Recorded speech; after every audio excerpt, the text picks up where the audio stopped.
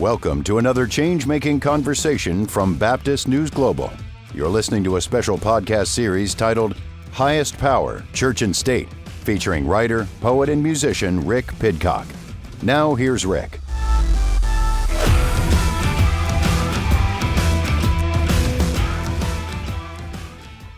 Yesterday was Liberation Day, according to Trump.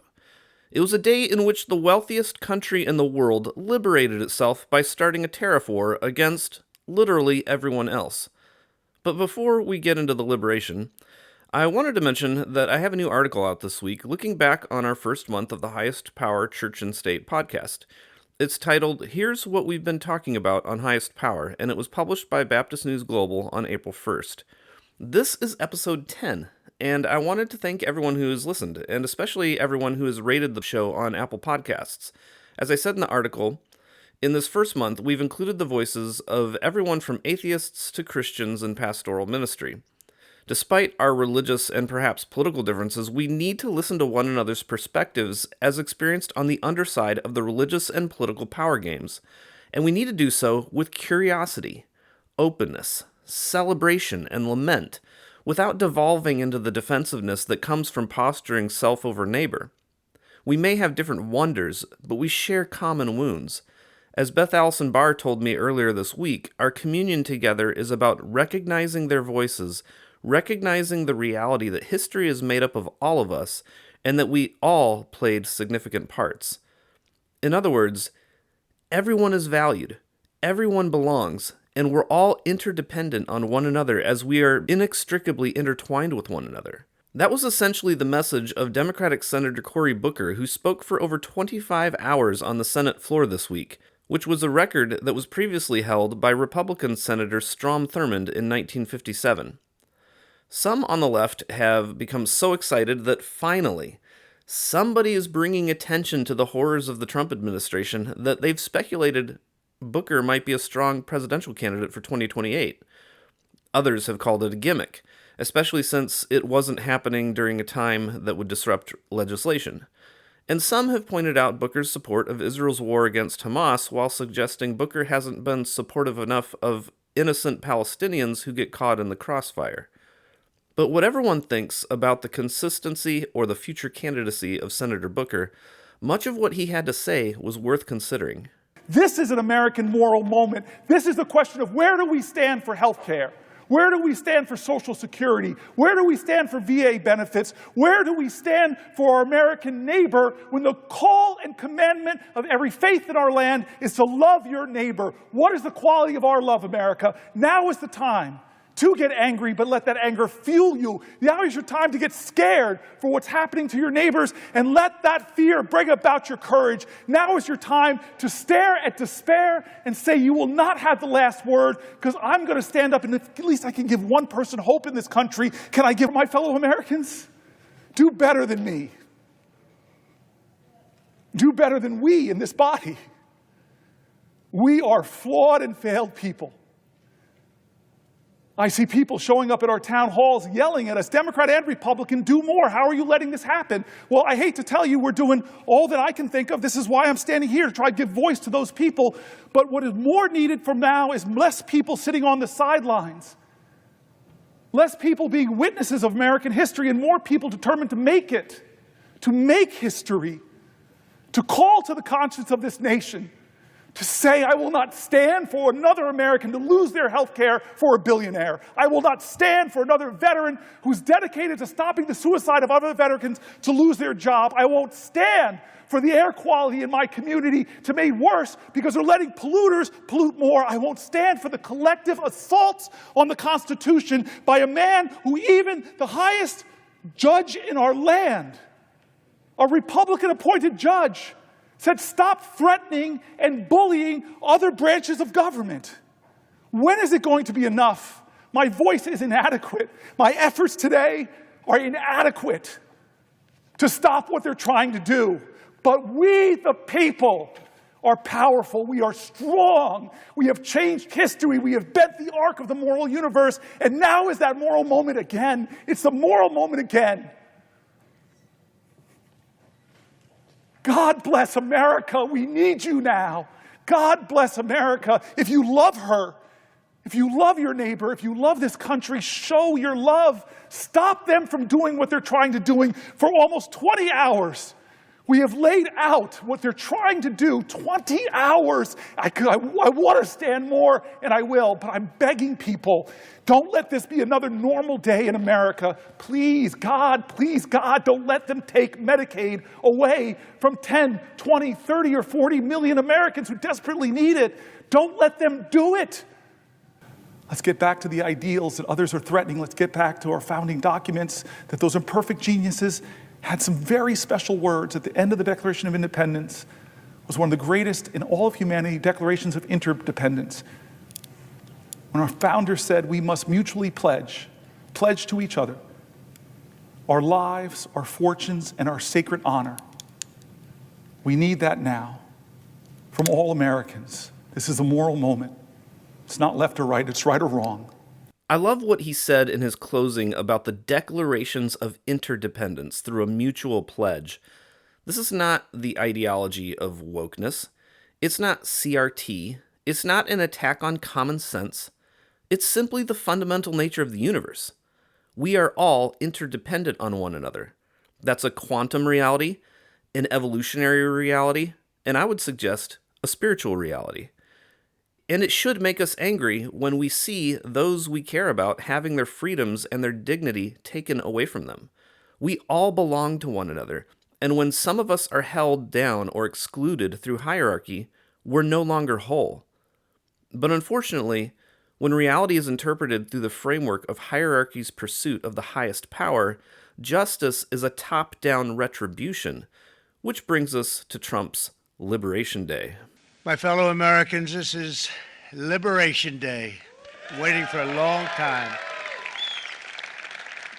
April 2nd, 2025 will forever be remembered as the day American industry was reborn, the day America's destiny was reclaimed, and the day that we began to make America wealthy again. We're going to make it wealthy, good and wealthy. For decades, our country has been looted, pillaged, raped, and plundered by nations near and far, both friend and foe alike. American steelworkers, auto workers, farmers, and skilled craftsmen, we have a lot of them here with us today. They really suffered gravely. They watched in anguish as foreign leaders have stolen our jobs, foreign cheaters have ransacked our factories, and foreign scavengers have torn apart our once beautiful American dream. We had an American dream that you don't hear so much about. You did 4 years ago, and you are now, but you don't too often, and for many years and decades even, you didn't hear too much about. Our country and its taxpayers have been ripped off for more than 50 years, but it is not going to happen anymore. It's not going to happen. In a few moments, I will sign a historic executive order instituting reciprocal tariffs on countries throughout the world. Reciprocal, that means they do it to us and we do it to them. Very simple, can't get any simpler than that. They do it to us and we do it to them. According to CNN, the tariffs, quote, represent the most significant escalation in U.S. tariffs in nearly a century since the Smoot-Hawley Act of 1930, unquote. Of course, other nations around the world are going to respond with retribution on the United States, which Treasury Secretary Scott Bessent warns will lead to even more escalation from the U.S. I would advise none of the countries to panic. I wouldn't try to retaliate, because as long as you don't retaliate, this is the high end of the number. And I think the market could have certainty that this is the number barring retaliation. So we've got a ceiling, and then we can see if there's a different floor. I'm not an economist. From what I've heard and read, other nations have taken advantage of the United States. And yet, we're still the wealthiest nation in the world. And one reason for that is due to the beneficial nature of free trade. Here's Republican Senator Rand Paul's explanation. Well, one, we should not live under emergency rule. The Constitution said taxes are raised by Congress. Most specifically, taxes originate in the House and come to the Senate. So I'm against emergency rule. But on the tariffs in particular, on the idea of trade, trade is proportional to wealth. The last 70 years of international trade has been an exponential curve upwards, and the last 70 years of prosperity has been upwards also. We are richer because of trade with Canada, and so is Canada. Whenever you trade with somebody, when an individual buys somebody else's product, it's mutually beneficial or you wouldn't buy it. If the trade is voluntary, it's always beneficial. There is no Canada versus the U.S. The consumer wins when the price is the lowest price. Tariffs raise prices and they're a bad idea for the economy. Trump admits that the short-term effect will lead to economic pain. We're seeing that today as the stock market plunges. But Trump also claims the U.S. will be stronger in the long term. Some Republicans, like former Wisconsin Governor Scott Walker, have suggested this is all simply a negotiating strategy straight from Trump's book, The Art of the Deal. He starts off big and then backs off as negotiations commence. But whatever Trump's ultimate strategy is, and however that affects the markets, I can't help but notice the theological language of retributive justice, as demonstrated in the Bible, is playing out before us today. Remember, Trump is saying they do it to us, and we do it to them. Since Trump's white evangelical supporters are so concerned with being biblical and turning the U.S. into a Christian nation, how does this view of justice as retribution play out in the Bible? Notice how retribution builds in the book of Genesis. It starts with Cain becoming very angry when Yahweh accepted Abel's offering, but not Cain's offering. So Cain murders Abel. And then Cain fears that someone might seek retribution and kill Cain in return. But Yahweh counters by saying, whoever kills Cain will suffer a sevenfold vengeance. In other words, retribution increases exponentially by 7. Then, 5 generations later, we come to the story of Cain's descendant Lamech, who says, I have killed a man for wounding me, a young man for striking me. If Cain is avenged 7-fold, truly Lamech 77-fold. Notice how retribution increases over time. Cain murders Abel, while Yahweh says that anyone who murders Cain will receive a 7-fold vengeance. A young man strikes and wounds Lamech, so Lamech kills him. A wound turns into a death. Then Lamech increases the 7-fold vengeance of Cain to the 77-fold vengeance of Lamech. So then the law comes along and limits retribution to a reciprocal amount, proportional to the harm that was inflicted. For example, Exodus 21:23-25 says, If any harm follows, then you shall give life for a life, eye for eye, tooth for tooth, hand for hand, foot for foot, burn for burn, wound for wound, stripe for stripe. Leviticus 24:19-20 adds, Anyone who maims another shall suffer the same injury in return, fracture for fracture, eye for eye, tooth for tooth. The injury inflicted is the injury to be suffered. Deuteronomy 19:19-21 says, Then you shall do to the false witness just as the false witness had meant to do to the other. So you shall purge the evil from your midst. The rest shall hear and be afraid, and a crime such as this shall never again be committed among you. Show no pity. Life for life, eye for eye, tooth for tooth, hand for hand, foot for foot. Of course, these are brutal texts. Imagine showing no pity as you maim and dismember human beings, as you put the flame to their skin to burn them. So even though they were limiting retribution, this would still have the effect of dehumanizing and desensitizing everyone involved to violence against other human beings. This may be better than Lamech's retribution, but it doesn't make anything right. Pitiless violence against other humans doesn't heal, so it's not actually justice. Then Jesus comes along in the Sermon on the Mount and says in Matthew 5:38-46, You have heard that it was said, an eye for an eye and a tooth for a tooth. Where have they heard that said? quite possibly in Exodus, Leviticus, and Deuteronomy, the very books that Christian nationalists today in the United States refer to when claiming that the United States Constitution was inspired by God and modeled after the Bible. Jesus continues, "But I say to you, do not resist an evildoer. But if anyone strikes you on the right cheek, turn the other also. And if anyone wants to sue you and take your coat, give your cloak as well." Jesus had a fundamentally different vision than the one presented in the Pentateuch. He says, "But I say to you, love your enemies and pray for those who persecute you, so that you may be children of your Father in heaven, for he makes his sun rise on the evil and on the good, and sends rain on the righteous and on the unrighteous. For if you love those who love you, what reward do you have? Do not even the tax collectors do the same?" Perhaps the collectors of tariffs do the same. "And if you greet only your brothers and sisters, what more are you doing than others?"